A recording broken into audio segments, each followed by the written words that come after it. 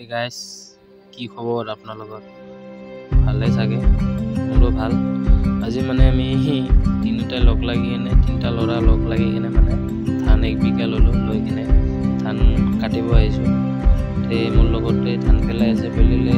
কাটি কিনে ভাল লাগে আৰু তেমন ধান চান কাটা হ'ল হোৱাৰ পিছত এই মহিলা মানুহগিলা মানে নাৰা কাটি আছে আগটো কাটি লৈ ধানটোৰ গুড়টো গৰুক খুৱাই ভাল লাগিল আৰু জেগাটো মানে মই কাটি আহিছোঁ আমি ধান কাটা কামলা দি আছোঁ চাই থাকক ভিডিঅ'টো সকলোৱে